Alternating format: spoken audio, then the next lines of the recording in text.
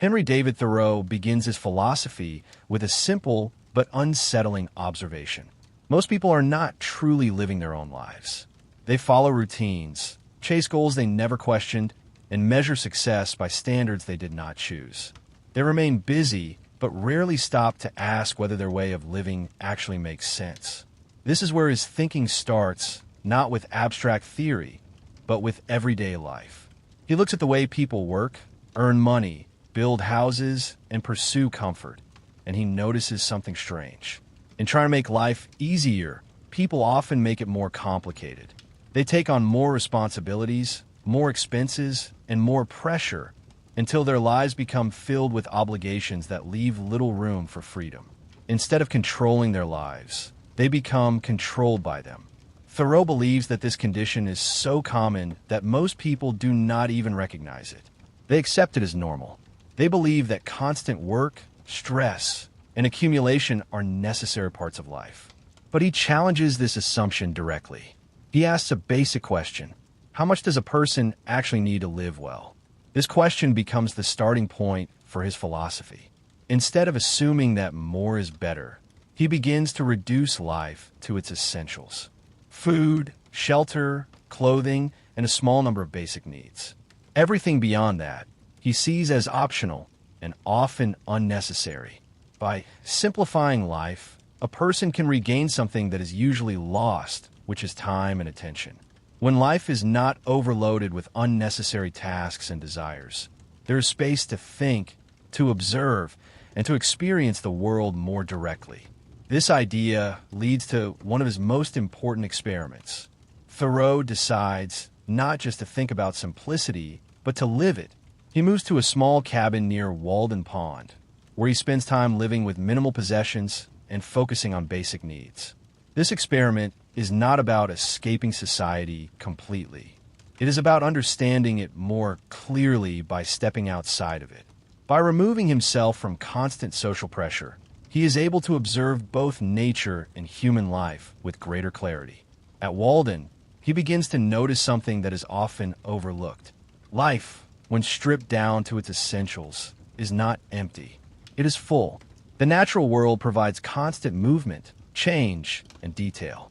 The passing of seasons, the growth of plants, the behavior of animals, all of these become meaningful when a person is fully present. This presence is important. Thoreau believes that many people live in a distracted state. Their minds are always focused on the next task, the next goal, or the next problem. Because of this, they miss the reality of the present moment. By simplifying life and reducing distraction, a person becomes more aware. They begin to notice things they would normally ignore. This awareness is not just about nature, but about their own thoughts and actions. Through this process, Thoreau begins to redefine what it means to live deliberately. To live deliberately is to make conscious choices rather than simply following habits or expectations. It means asking why something is being done and whether it is truly necessary. This idea connects directly to freedom. For Thoreau, freedom is not just about political rights or external conditions. It is about the ability to live according to one's own understanding. A person who is trapped in unnecessary work or constant desire is not fully free, even if they appear to have choices. By reducing dependence on material things, a person becomes less controlled by them. They gain the ability to choose how they spend their time and energy. At the same time, Thoreau does not reject work entirely. He recognizes that some level of effort is necessary, but he criticizes the way work often becomes excessive. People work far beyond what is needed, not for survival, but for status, comfort, or comparison with others. This creates a cycle where people work more to afford more, and then need to work even more to maintain it. Thoreau sees this as a trap. A person ends up spending most of their life maintaining a lifestyle that they never fully questioned. In contrast, he suggests that a simpler life requires less effort and provides more freedom. When needs are reduced, the amount of work required to meet those needs also decreases. This creates time for reflection, learning, and direct experience.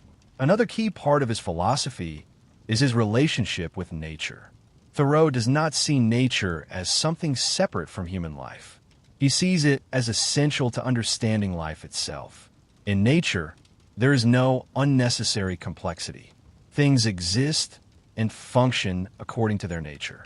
There is growth, change, and decay, but there is no artificial pressure or constant striving for status.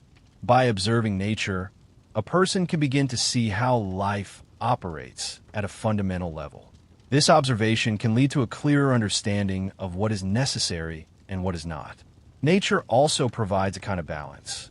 It slows the mind down and reduces the constant stimulation that comes from social life. In this state, a person can think more clearly and feel more grounded. Thoreau also emphasizes the importance of independence.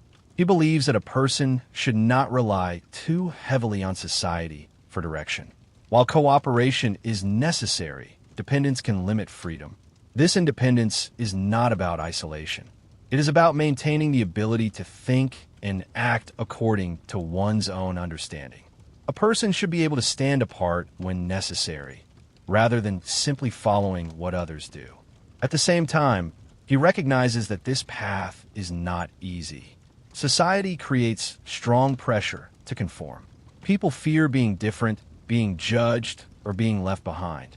Because of this, many choose to follow the expected path, even if it does not feel right. Thoreau challenges this directly. He argues that living authentically requires courage. A person must be willing to question accepted ideas and make choices that may not be understood by others. This idea becomes central to his philosophy. It is not enough to think differently. A person must also be willing to live differently. As this foundation is established, Thoreau's philosophy begins to expand beyond simplicity and nature. It starts to address deeper questions about society, authority, and the individual's role within a larger system. Because once a person begins to live deliberately and think independently, they cannot avoid another question. What should they do when society itself is built on ideas or systems that they believe are wrong? As Thoreau's philosophy continues, it moves from the simplicity of individual living into a much sharper and more challenging question. What should a person do when the society around them is not just distracting or misguided, but actively unjust? It is one thing to simplify life and think independently, but it is another to live within a system that demands participation in things that go against one's own understanding of right and wrong. This is where Thoreau's thinking becomes more direct and more confrontational. He begins by examining the nature of government. Most people accept government as something necessary and largely unquestionable. It creates laws, maintains order, and organizes society. But Thoreau does not accept this blindly. He asks a simple but important question.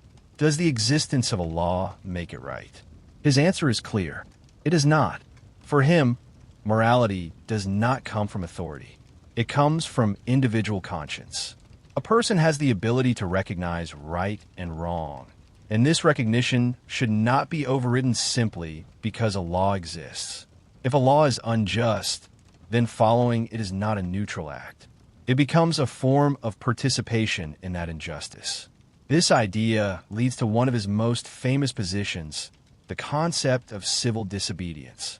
Thoreau argues that when a government enforces unjust laws, individuals have a responsibility to resist, not necessarily through violence or chaos, but through refusal.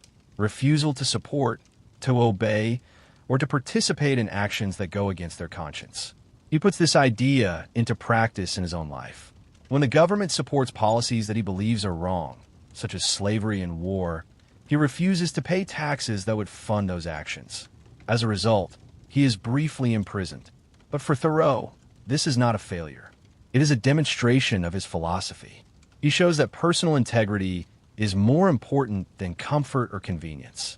A person who follows their conscience, even at a cost, is living more truthfully than someone who complies without question.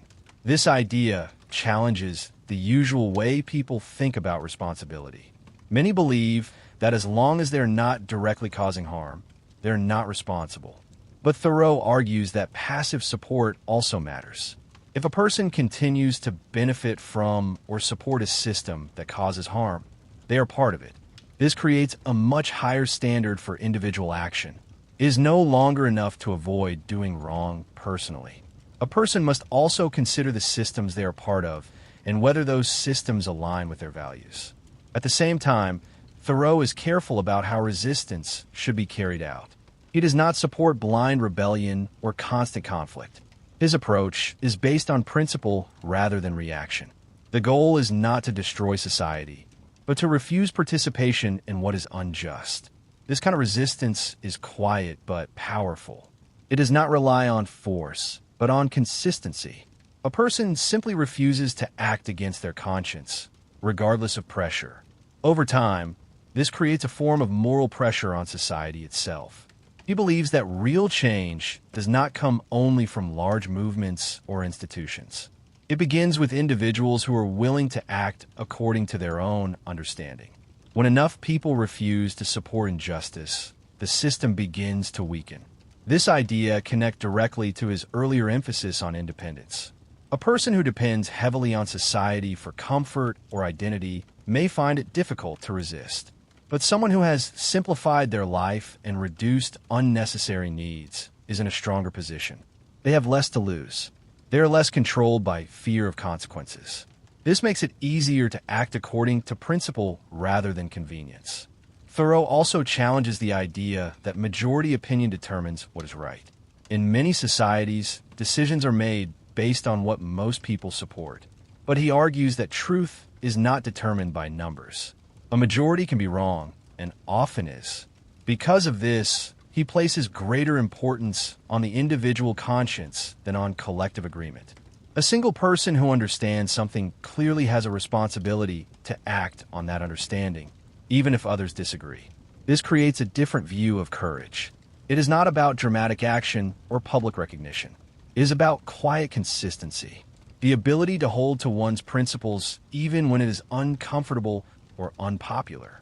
Another important aspect of his thinking at this stage is the idea of responsibility toward one's own life. While he emphasizes resistance to injustice, he also reminds the individual not to become completely consumed by it. A person must still live, think, and grow. They must not lose themselves entirely in opposition. Balance is necessary. Resistance should come from clarity, not from constant anger or reaction. This reflects a deeper principle in his philosophy. Everything returns to conscious living. Whether simplifying life, observing nature, or resisting injustice, the goal is the same: to act with awareness and intention, rather than habit or pressure. At the same time, Thoreau recognizes that not everyone will follow this path. Many will continue to accept society as it is, either because they agree with it or because they do not question it deeply. But his philosophy is not built around convincing everyone. It is built around the individual. Each person must decide how they will live, what they will accept, and what they will refuse. This creates a strong sense of personal responsibility.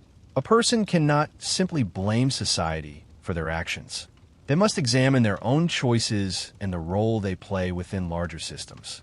As this part of his philosophy develops, it becomes clear that Thoreau is not only concerned with how to live simply, but how to live rightly. Simplicity creates freedom, and that freedom allows a person to act according to their conscience. The connection between these ideas becomes stronger. Without independence, it is difficult to resist. Without awareness, it is difficult to see injustice. Without courage, it is difficult to act. All of these elements work together, forming a philosophy that is both practical and demanding. It asks the individual not just to think differently, but to live differently, even when it comes at a cost. And as this direction becomes clearer, the next stage of his philosophy begins to explore what it truly means to live fully, not just in opposition to society, but in alignment with one's own nature, where simplicity, independence, and moral clarity come together into a complete way of life. As Thoreau's philosophy deepens, this stage becomes less about ideas and more about the texture of living itself. He is no longer only asking what is true or what is right, but how a human being actually experiences life when they begin to remove distraction, question habits, and pay attention with full awareness. This is where his thinking becomes most subtle, because it deals with something that is easy to overlook yet constantly present, the way a person moves through each moment. He begins by returning again to the idea of living deliberately, but now it expands into something far more demanding than simple awareness. To live deliberately is to refuse unconscious living in every form. It means not allowing days to pass in repetition without noticing them. It means not letting routines shape life without examination. It is an active effort to remain awake within one's own existence. He observes that most people fall into patterns so deeply that they stop seeing them. They wake at the same time, follow the same paths, think the same thoughts, and react in predictable ways. Over time, this creates a kind of invisible structure around their lives. It feels stable, but it also limits perception. The world becomes familiar, and because it is familiar, it is no longer truly seen. Thoreau sees this as one of the quiet losses of human life. Not because routine is inherently wrong, but because unconscious routine reduces awareness. When a person stops noticing, life becomes smaller, even if externally it appears full. To break this pattern, he suggests something simple but powerful. Pay attention as if everything is being seen for the first time. Not artificially, not by forcing wonder, but by genuinely observing what is present. The sound of footsteps, the texture of air, the movement of light across a surface. These details are always there, but they are usually ignored. By noticing them, something changes. The mind becomes more focused, less scattered. Instead of jumping constantly between thoughts, it settles into what is actually happening. This creates a deeper connection to the present moment. He believes that this connection is where real living begins. Not in large achievements or dramatic experiences, but in the quality of attention brought to ordinary moments. A person who is fully aware can find depth in simplicity, while a distracted person can move through complexity without truly experiencing it. This idea becomes even more significant when he considers time. Most people experience time as something that moves quickly, often too quickly. Days pass, weeks pass, and there's a sense that life is slipping away. Thoreau does not see this as a problem of time itself, but as a problem of attention. When attention is scattered, time feels compressed. Moments blur together and memory becomes thin. But when attention is focused, time expands. A single moment can feel complete, detailed, and fully lived. This changes the relationship between quantity and quality. Instead of trying to fill life with more experiences, a person can deepen the experiences they already have. This creates a different kind of richness, one that does not depend on constant activity. At the same time, he explores the idea of mental simplicity. Earlier, he spoke about reducing physical needs, but here he turns inward. The mind itself can become crowded with unnecessary thoughts. Worry about the future, regret about the past, comparison with others, and constant evaluation of one's position. These thoughts create noise. They pull attention away from the present and fragment experience. Thoreau suggests that just as a person can simplify their external life, they can also simplify their inner life. This does not mean forcing the mind to be empty. It means becoming aware of what is unnecessary and letting it pass without constant engagement. When a mind is not overloaded, it becomes clearer, calmer, and more capable of real perception. Solitude becomes essential in this process. Thoreau sees solitude not as loneliness, but as a condition where the mind is free from constant influence. In solitude, a person is not required to respond, perform, or adapt to others. This creates space for thought to develop naturally. He spends long periods alone not because he rejects people, but because he values clarity. In solitude, he can observe without interruption, reflect without pressure, and experience without distraction. This allows him to understand himself and the world more deeply. However, He does not present solitude as an escape from life. It is a tool, a way of resetting perception. When a person returns from solitude, they can engage with others more authentically, without losing their sense of self. Another important idea that emerges here is the relationship between effort and ease. Many people believe that a meaningful life requires constant effort, struggle, and striving. But Thoreau begins to question this assumption. He observes that in nature, things do not strain unnecessarily. Growth happens, but it follows a natural rhythm.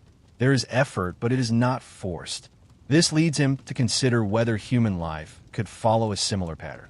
He suggests that much of human effort is misdirected. People struggle not because life itself requires it, but because they pursue unnecessary goals or maintain unnecessary complexity. When life is simplified, much of this effort disappears. This does not mean that life becomes effortless, but that effort becomes more aligned with actual needs rather than artificial ones. Work becomes purposeful rather than excessive. Action becomes intentional rather than reactive. This idea creates a different relationship with productivity. Instead of measuring life by how much is done, it is measured by how meaningfully it is done. A small amount of focused, deliberate action can be more valuable than constant activity without awareness. He also reflects on the idea of independence at a deeper level. Earlier, independence was about resisting society and thinking for oneself. Now it becomes internal. A person must not only be independent from external pressure, but also from internal habits that limit awareness. Fear, for example, can shape behavior just as strongly as social expectation.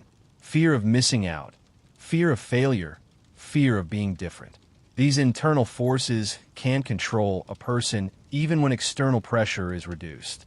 Thoreau suggests that true independence requires noticing these internal influences and not being controlled by them. This creates a more stable form of freedom, one that is not easily disturbed by changing conditions. As this stage develops, his philosophy becomes quieter but also more precise. It is no longer focused on large changes or dramatic actions. It is focused on how a person experiences each moment, how they think, how they perceive, and how they respond. Everything begins to come back to awareness, not as an abstract idea, but as a practical way of living. To notice more, to react less automatically, to question more deeply, and to live with intention rather than habit. In this way, Thoreau builds a vision of life that is not defined by external success or constant activity, but by depth, clarity, and presence. A life where even the simplest moment can carry meaning, not because it is extraordinary, but because it is fully experienced. And as this perspective settles in, the final stage of his philosophy begins to gather all of these ideas together, moving toward a complete understanding of what it truly means to live a life that is simple, aware, independent, and fully aligned with one's own nature. As Thoreau's philosophy reaches its final stage, everything he has been building begins to settle into a single, unified way of living. Simplicity, independence, awareness, and moral clarity are no longer separate ideas. They become parts of one continuous approach to existence, where each moment is lived with intention rather than habit. At this point, the question is no longer how to escape society, reduce possessions, or resist injustice in isolation. The deeper question becomes how to live fully, every day, in a way that reflects clear understanding. Not occasionally, not during special moments, but as a constant state of being. He returns once again to the idea of deliberate living, but now it carries its fullest meaning. To live deliberately is to be present in every action, to know why something is being done, and to ensure that it aligns with one's understanding. It is the refusal to drift through life unconsciously. This kind of living removes a great deal of confusion.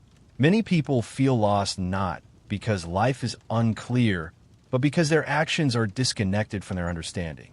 They follow routines they never chose, pursue goals they never examined, and measure themselves by standards they never questioned.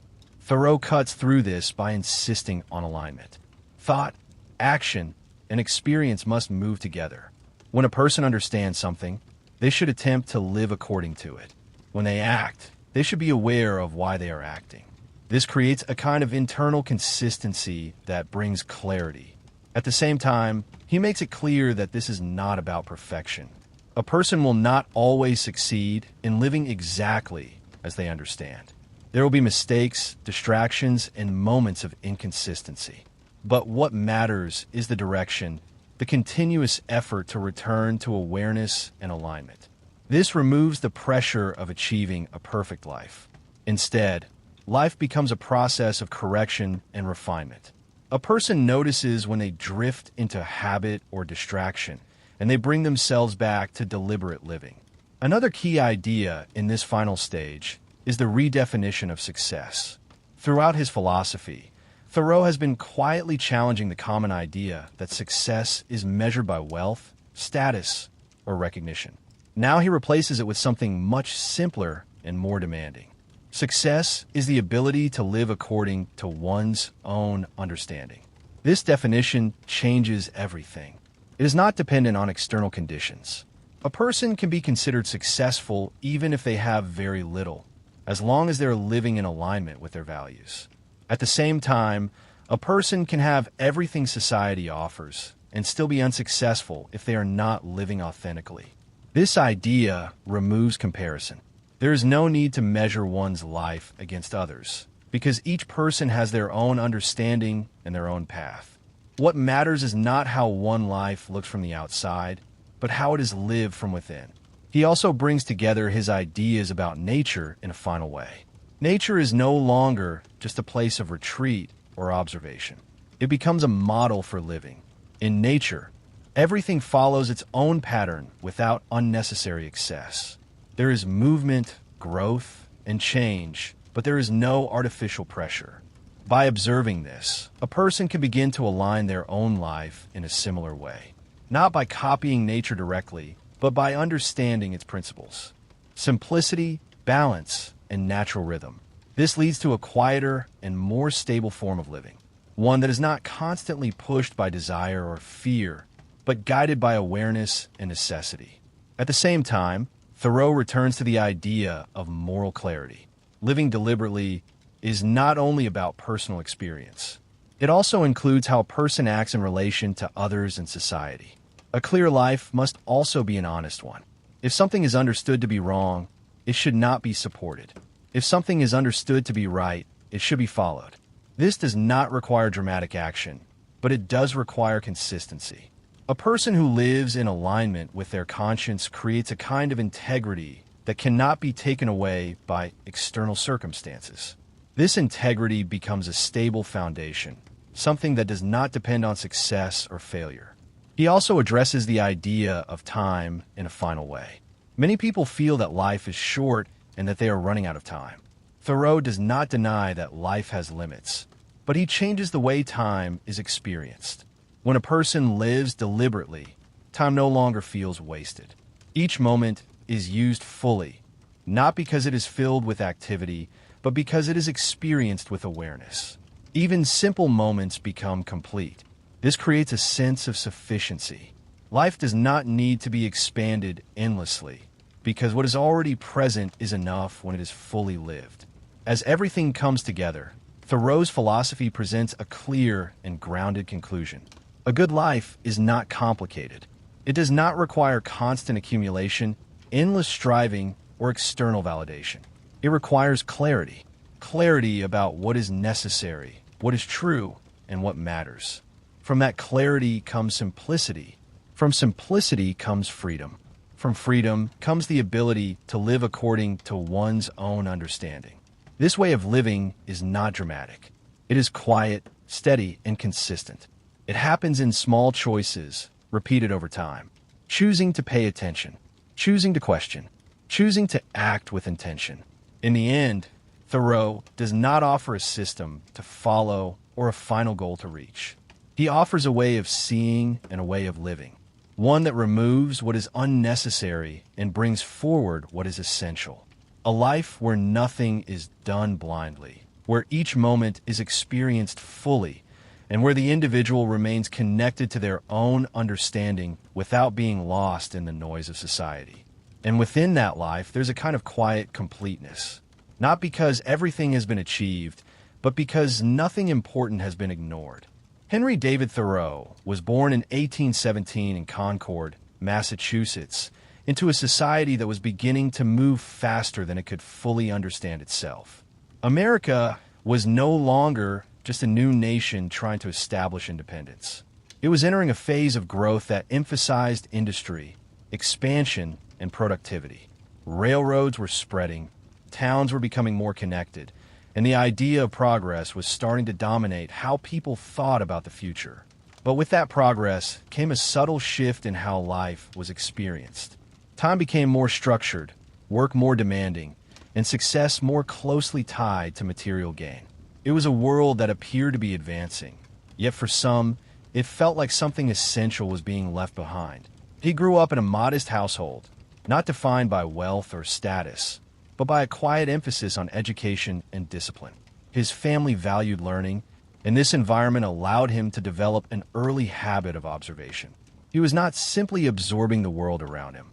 He was watching it carefully, noticing details, questioning patterns, and forming impressions that would later shape his thinking. There was a calmness in his early life, but also a sense that he did not entirely belong to the direction society was moving toward. When he entered Harvard College, he stepped into a more formal intellectual environment, one rooted in classical education, structured learning, and established ideas. He studied philosophy, literature, mathematics, and science, gaining access to a wide range of knowledge. But what is important about this period is not just what he learned, but how he responded to it. He did not treat education as a path to status or success. He treated it as a tool, something to engage with, question, and ultimately move beyond. Even at this stage, there was a quiet resistance in him, not a loud rebellion, but a consistent refusal to fully accept ideas simply because they were presented as authoritative. He respected knowledge, but he did not equate it with truth. This distinction would become central to his later work. After graduating, he returned to Concord, where he faced the same question that confronts many people at the beginning of adult life. What now? The expected path was clear. A stable profession, a defined role within society, a steady progression toward security. But for him, this path felt limited. He attempted to teach for a time, but quickly left when he was asked to enforce strict disciplinary methods that conflicted with his own sense of what education should be. This decision reflects something deeper than a simple disagreement. It shows his unwillingness to participate in systems that felt disconnected from genuine understanding. During this uncertain period, his relationship with Ralph Waldo Emerson became one of the most important influences on his life. Emerson was already an established thinker, known for challenging traditional views of religion and emphasizing the importance of individual intuition. Their connection provided him with both intellectual support and practical opportunity. He was introduced to a circle of thinkers who were exploring new ways of understanding the world, questioning established beliefs, and searching for something more direct and personal. Yet even within this environment, he did not become a follower. He listened, he engaged, but he maintained his independence. He was not interested in adopting ideas simply because they were new or appealing. He wanted to test them to see whether they could hold up not just in thought, but in life. This desire to test ideas through experience is what led him toward the decision that would define his legacy. In 1845, he chose to step away from conventional society and live alone near Walden Pond. This decision is often misunderstood as an act of escape or isolation, but it was neither. He did not go into the woods to avoid life. He went to confront it more directly. His goal was simple in description, but profound in implication. He wanted to discover what is truly necessary for living. Not what society says is necessary, not what tradition demands, but what remains when everything unnecessary is removed. He built a small cabin with his own hands, using minimal resources, creating a space that was sufficient but not excessive. His daily life became structured around simplicity. He grew food, managed his basic needs, and spent long periods observing the natural world around him. But the significance of this experiment was not in the physical acts themselves. It was in the change they produced in his perception. Without the constant noise of society, without the pressure to conform or compete, he began to experience time differently. Days were no longer measured by productivity or obligation. They unfolded more slowly, allowing for attention, reflection, and awareness. He noticed details that are often ignored: the movement of water, the sound of wind, the subtle shifts in light throughout the day. These observations were not just about nature. They became a way of understanding existence itself. Nature, in his view, was not separate from human life. It was a reflection of a deeper order, something that operates independently of human systems, yet remains accessible to anyone willing to pay attention. Through this experience, he began to question the assumptions that define ordinary life. Why do people spend most of their time working to acquire things that do not actually improve their understanding or well-being? Why is success measured by accumulation rather than clarity? Why do people accept routines without questioning whether those routines serve any real purpose? His writing from this period captures these questions with a clarity that feels almost unsettling. He does not argue in a traditional philosophical way. He describes what he sees, what he experiences, and what he learns. This gives his work a sense of immediacy. It feels less like theory and more like observation. One of the most powerful ideas that emerges from this period is the notion that most people live what he described as a kind of quiet dissatisfaction. They're not necessarily unhappy in an obvious way, but they are not fully engaged with their own lives. They follow patterns, meet expectations, and pursue goals, but rarely stop to examine whether those goals are meaningful. At Walden, he attempted to break that pattern. By simplifying his life, he created space for something else, a deeper awareness of existence, a closer connection to his own thoughts, and a clearer sense of what truly matters. But what makes this experiment significant is that he did not present it as a universal solution. He did not argue that everyone should abandon society and live in isolation. Instead, he presented it as an example, a demonstration that life can be lived differently, that many of the constraints people accept are not as fixed as they appear. By the time he left Walden, he had not rejected society, but he had changed his relationship to it. He returned with a perspective that allowed him to see its structures more clearly, to engage with it without being fully absorbed by it. What began as a personal experiment had become something much larger. It was a challenge, not just to specific practices, but to the underlying assumptions that shape how people live, work, and think. When he returned from Walden, something had shifted in a way that could not be reversed. He was no longer just someone who questioned society from a distance. He had tested an alternative, lived it, and come back with a clarity that made ordinary life appear different, almost exposed. The routines people followed, the goals they pursued, the structures they trusted, all of it now seemed less solid, less necessary than it once appeared. But instead of rejecting society entirely, he chose something more difficult. He remained within it, while refusing to fully belong to it. This created a kind of tension in his life. He was physically present in the same world as everyone else, but mentally, he stood at a distance, constantly observing, questioning, and resisting the pressure to conform.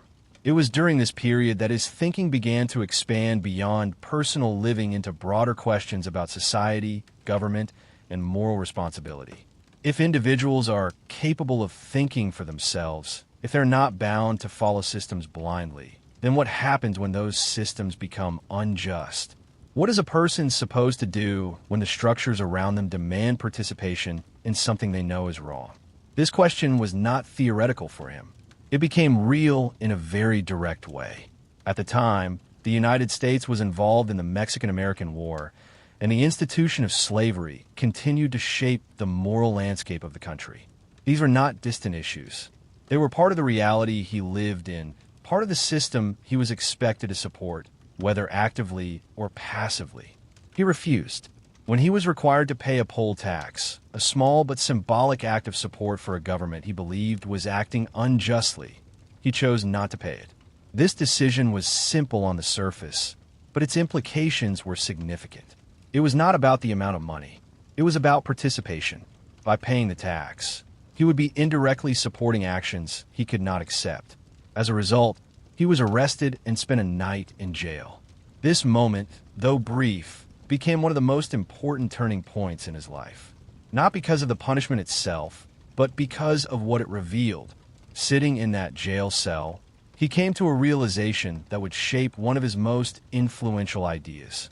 The power of the state, the authority of institutions, all of it depends on the willingness of individuals to comply. If enough people refuse, not violently, but firmly and consciously, the structure begins to weaken. From this experience, he developed the idea that would later be known as civil disobedience. The principle is simple, but its impact is profound. When a law is unjust, a person should not simply follow it out of habit or fear. They have a responsibility to resist it, even if that resistance comes with consequences. What makes this idea powerful is that it shifts responsibility from the system to the individual. It is no longer enough to say that something is wrong. One must decide whether to participate in it. This creates a direct connection between belief and action, something that many people try to avoid. His writing on this subject does not present resistance as dramatic or heroic. It presents it as necessary, a natural extension of thinking for oneself. If a person truly understands that something is wrong, then continuing to support it, even indirectly, becomes a contradiction. This idea would go on to influence movements and leaders far beyond his own time, shaping approaches to resistance that rely not on force, but on refusal. But for him, it was not about influence or legacy. It was about consistency, living in a way that aligns with what one believes to be true. At the same time, his connection to nature remained central to his life and thought. Even after leaving Walden, he continued to spend large amounts of time observing the natural world. He walked extensively, often alone, using these walks as a form of reflection. For him, walking was not just physical movement. It was a way of thinking, a way of clearing the noise of society and returning to a more direct experience of life. Nature continued to serve as a kind of grounding force. While society was complex, often contradictory, nature remained consistent. It followed patterns that did not depend on human opinion or belief. This consistency provided a kind of clarity, a reminder that not everything is shaped by human systems. Through these experiences, his writing began to take on a more layered quality. It was no longer just about simplicity or self-reliance. It began to address the relationship between the individual and power, between personal integrity and social responsibility. He also became more aware of the difficulty of living according to these principles. It is one thing to step away from society for a period of time. It is another to remain within it while resisting its pressures. This requires constant attention, constant awareness, and a willingness to accept discomfort. He did not present this as easy. In fact, much of his writing suggests the opposite. To live authentically, to think independently, to act in alignment with one's beliefs, all of this comes with a cost. It can lead to isolation, misunderstanding, and conflict. But for him, that cost was preferable to living without awareness. By this stage of his life, he had become something more than a writer or observer. He had become an example, not in the sense of perfection, but in the sense of consistency. His life and his ideas were closely aligned, each reinforcing the other. What he offered was not a system to follow, but a challenge. A challenge to examine the structures that shape one's life, to question whether they are necessary, and to decide, consciously, how to respond to them. As his life continued, the clarity he had gained did not settle into something simple or resolved. Instead, it deepened into a more complex understanding of what it actually means to live deliberately in a world that constantly pushes in the opposite direction. By this stage, his thinking was no longer just about stepping away or resisting specific systems. It had become a continuous practice, something that had to be maintained in everyday life, moment by moment. He began to see more clearly that the challenge is not only external. It is not just society, government, or tradition that shapes a person's life. It is also habit, the quiet, repetitive patterns that form over time, often without being noticed. These habits can pull a person back into the same kind of unexamined living he had tried to move beyond. This realization made his philosophy more demanding, because it meant that awareness is not something achieved once and then kept. It must be renewed constantly. His writing during this period reflects a deeper attention to detail, not just in nature, but in human behavior. He observed how easily people become absorbed in routine, how quickly they accept conditions without questioning them, and how rarely they pause long enough to examine the direction of their own lives. This was not presented as a criticism in a harsh sense. It was more like a quiet observation, something he had seen both in others and in himself.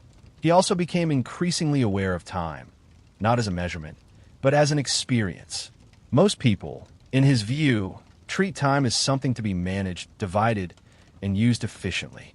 But in doing so, they often lose the ability to actually experience it. Days pass, filled with activity, yet leave little impression. Life becomes something that happens in the background while attention is focused elsewhere. He approached time differently.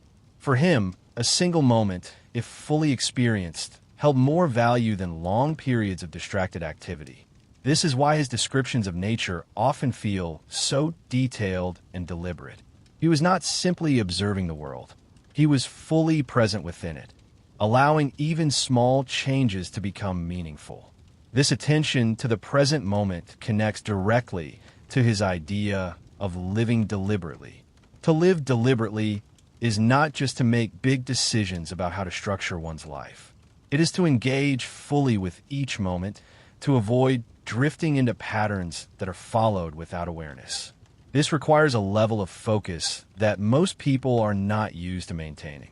At the same time, his thinking began to move more deeply into the relationship between the individual and society as a whole. He recognized that complete independence is not possible. People exist within systems, rely on others, and are shaped by their environment in ways that cannot be entirely removed. The question, then, is not how to escape society, but how to remain conscious within it. This awareness led him to a more nuanced understanding of resistance. Earlier, his act of refusing to pay the tax had demonstrated a clear form of opposition.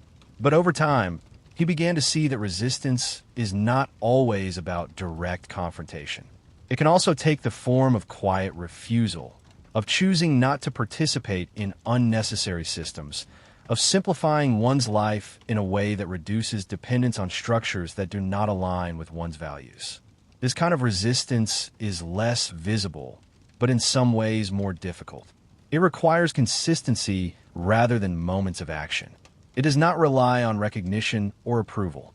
It is sustained by personal conviction, even when no one else is paying attention. His reflections on nature also continued to evolve.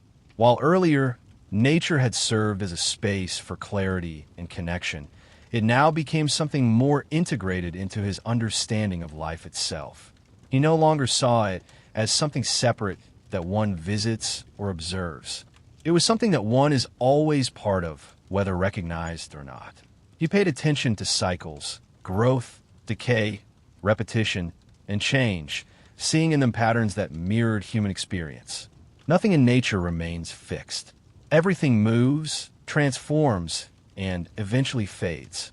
This observation reinforced his sense that life should not be approached as something to control completely, but as something to engage with attentively while it unfolds.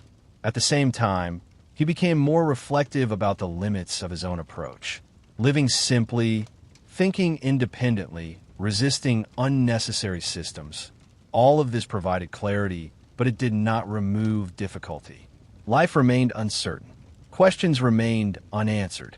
There was no final point where everything became fully understood. This awareness did not weaken his philosophy. It made it more grounded. It shifted it away from the idea of achieving a perfect way of living and toward the idea of continuous engagement. Living deliberately is not about reaching a final state. It is about maintaining awareness in the face of constant change.